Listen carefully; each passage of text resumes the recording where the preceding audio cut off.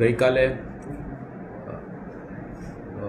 વડોદરા શહેર ખાતે માનનીય પોલીસ કમિશનર સાહેબ શ્રી અને માનનીય સંયુક્ત પોલીસ કમિશનર સાહેબ શ્રી સેક્ટર 2 સાહેબનાઓની સૂચના, આગેવાની અને માર્ગદર્શન હેઠળ વડોદરા શહેરમાં જે નશીલા પદાર્થોનો વેપાર કરે છે, નશીલા પદાર્થો લાવવામાં આવે છે અને તેનું વેચાણ કરવામાં આવે છે એવા ઈસમો વિરુદ્ધ સઘન કાર્યવાહી કરવા સાહેબશ્રીના માર્ગદર્શન અને સૂચના હેઠળ ઝોન 4માં કાર્યવાહી કરવામાં આવી રહી હતી, જેની અંદર ઝોન 4 એલસીબીને એક માહિતી મળેલ કે એક ઈસમ મધ્યપ્રદેશથી વડોદરા શહેર ખાતે ડ્રગ્સનો જથ્થો લઈને આવવાના છે, જે બાબતે અત્રેના હરણી પોલીસ સ્ટેશન વિસ્તારમાં વોચ ગોઠવવામાં આવેલી અને જ્યારે આ ઈસમ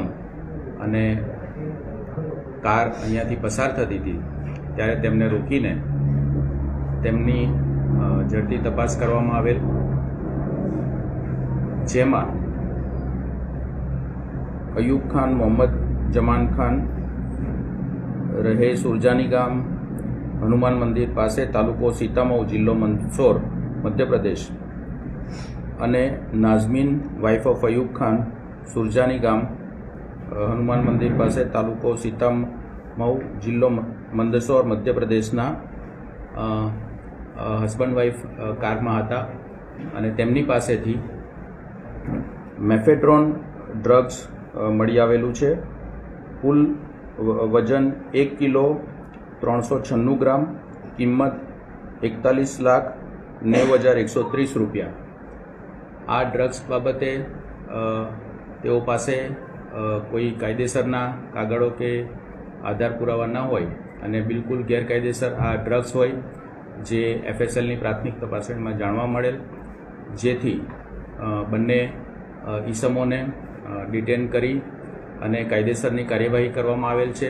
તેઓની પાસેથી મોબાઈલ ફોન અને ગુનામાં વપરાયેલ કાર તેમજ મેફેડ્રોનનો જથ્થો વગેરે મળીને કુલ 57,19,630ની કિંમતનો મુદ્દામાલ આ ગુનાના કામે કબજે કરવામાં આવેલ છે.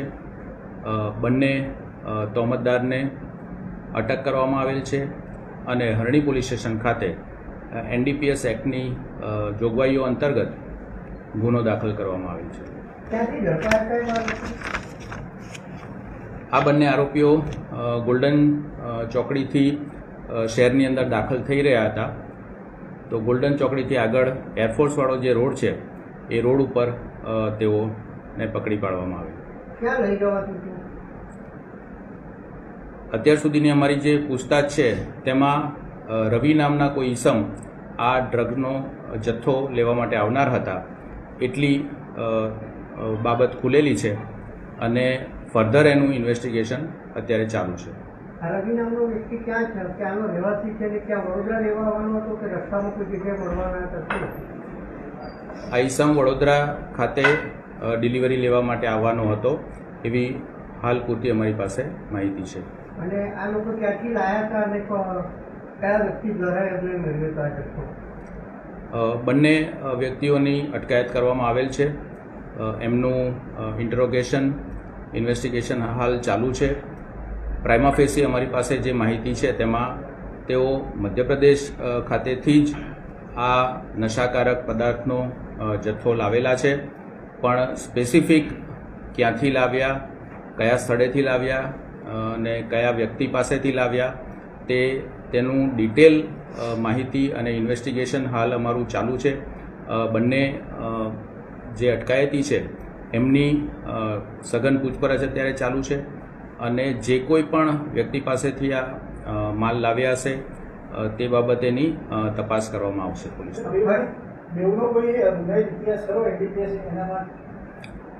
અત્યારે અમારી પાસે જે ઇન્ફોર્મેશન છે તેમાં અગાઉ કોઈ ગુનાહિત ઇતિહાસ અમારા ધ્યાન પર આવેલ નથી.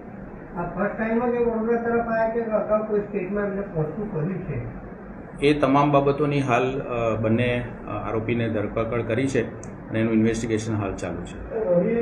મળવા આવેલા હતા એટલે એનામાંથી ફલિત થઈ શકે કે સિન્ડિકેટ છે આપણું?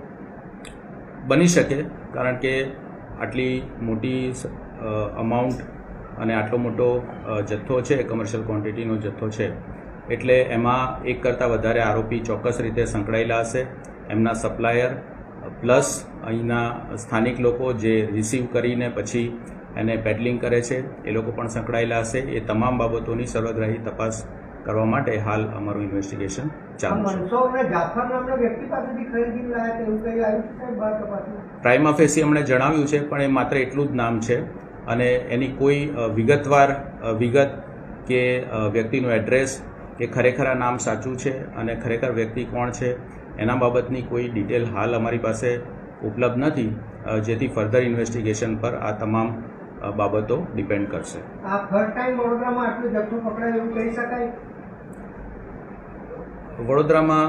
વડોદરા શહેર પોલીસ દ્વારા NDPS ના એક્ટ હેઠળની કાર્યવાહી અને નશાનો જે વેપાર કરે છે લોકો, એમાં એ લોકોને પકડી પાડવા માટે, એમના વિરુદ્ધ સખત કાર્યવાહી કરવા માટે સરકારશ્રીની પણ ઝીરો ટોલરન્સની નીતિ છે અને વડોદરા શહેર પોલીસ દ્વારા પણ એ દિશામાં સતત અને સખત કામગીરી કરવામાં આવી રહી છે. અગાઉ પણ જે કોઈ પણ આ રીતનું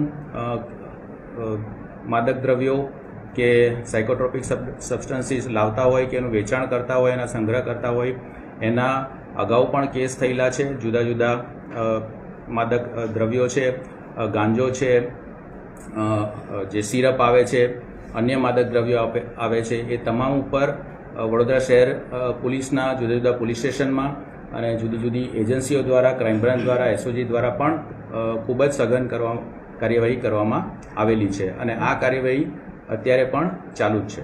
રિમાન્ડની કાર્યવાહી માટે આગળ શું કરશે? નામદાર કોર્ટમાં બંને આરોપીના ફર્ધર રિમાન્ડ માટે અમારી પ્રોસિજર ચાલુ છે અને જે કોઈ પણ આગળ અમારું ઇન્વેસ્ટિગેશન છે એમાં જે કંઈ પણ બાબતો ખુલશે એ આપને અમે જણાવીશું. એવું અત્યાર સુધી અમારા તપાસમાં આવેલું નથી.